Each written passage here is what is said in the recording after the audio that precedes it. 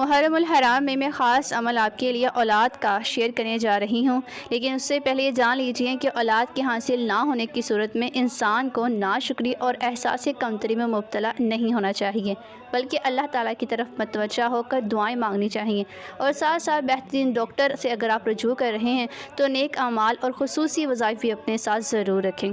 میں آپ کے ساتھ چھوٹا سا عمل شیئر کرنے جا رہی ہوں۔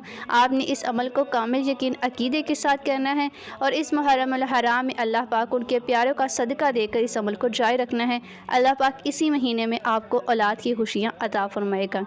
عمل کا طریقہ کار نوٹ کر لیجیے اور کمنٹ میں لا الہ الا اللہ ضرور لکھیں۔ عمل کا طریقہ کار کچھ اس طرح سے ہے کہ آپ نے قرآن پاک کی سورہ انبیاء کی یہ آیت ربی لا تذرنی فردا وانت خیر الوارثین، یہ چھوٹی سی آیت ہے جو کہ بہت زیادہ تاثیر رکھنے والی ہے، اولاد کے لیے بہت زیادہ پاورفل ہے۔ آپ نے ہر نماز کے بعد 7 مرتبہ اس آیت کو دہراتے رہنا ہے۔ آپ نے اپنے مقصد کو اپنے ذہن میں ضرور رکھنا ہے اور باکثرتاً اس کے ساتھ استغفار پڑھنا ہے، یا پھر کم از کم 100 مرتبہ صبح اور 100 مرتبہ شام کو آپ استغفار کی تسبیح کرتے رہیں، اور ساتھ ہی 2 رکعت صلاۃ الحاجات کے پڑھنے کا اہتمام بھی ضرور کریں۔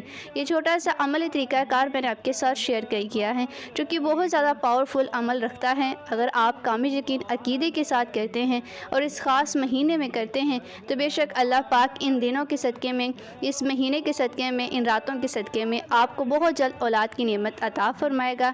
کوشش کیجئے کہ اپنی استطاعت کے مطابق صدقہ ضرور دیں۔ أتيت إليك يا رب العباد